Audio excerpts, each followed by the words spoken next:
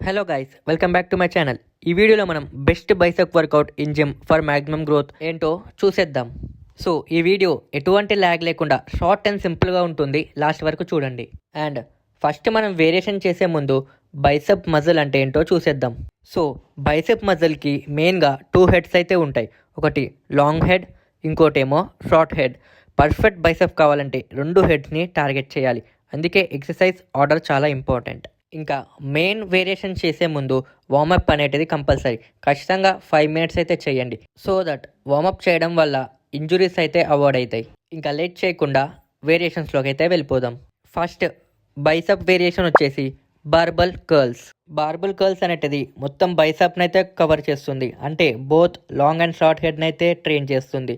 మనం ఈ exercise first ఎందుకు చేయాలంటే బార్బల్ కర్ల్స్ అనేది హెవీ కాంపౌండ్ మూమెంట్ అనమాట. సో ఎనర్జీ ఫ్రెష్ ఉన్న టైంలోనే చేయాలి. ఇంకా గ్రిప్ ఏమో షోల్డర్ విత్ అంతా తీసుకోండి.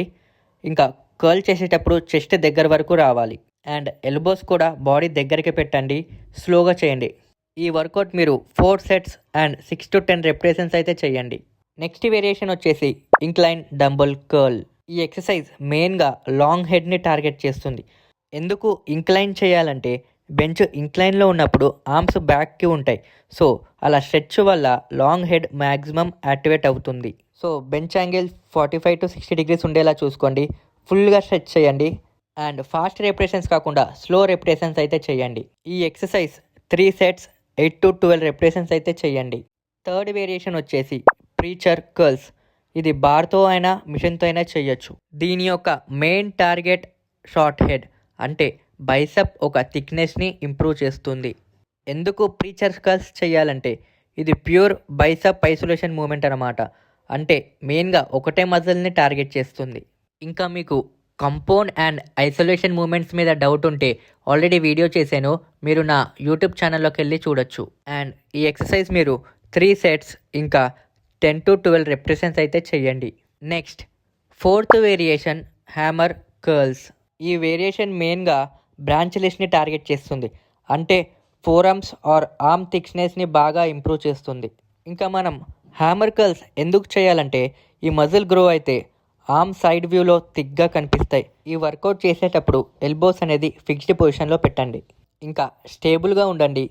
ఊగకుండా ఉండడానికి ట్రై చేయండి. అండ్ ఈ exercise 3 sets and 10 to 12 repetitions అయితే చేయండి. Next last and fifth exercise cable curls. Cable curls చేయడం వల్ల full bicep and mind muscle connection అనేది ఇంప్రూవ్ అవుతుంది. మీకు ఇంకో డౌట్ రావచ్చు, కేబుల్స్ ఎండ్లో ఎందుకు చేయాలి? కేబుల్స్లో కాన్స్టెంట్ టెన్షన్ అనేది ఉంటుంది. సో ఎండ్లో చేయడం వల్ల పంప్ అనేది బాగా వస్తుంది. ఇప్పుడు నేను చేసేది స్ట్రేట్ బార్ కేబుల్ కర్ల్స్ అని అంటారు. అండ్ ఈ ఎక్సర్సైజ్ మీరు 3 సెట్స్ అండ్ 12 to 15 రెపిటేషన్స్ చేయండి.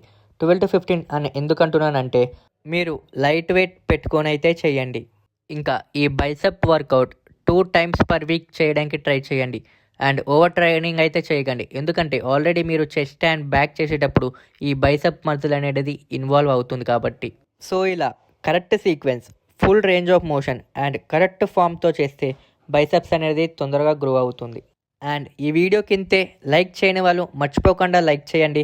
సో దట్ మనలాంటి వాళ్ళకి ఇంకా కొంతమందికి అయితే రీచ్ అవుతుంది. మళ్ళీ నెక్స్ట్ వీడియోలో కలుద్దాం. Bye, take care.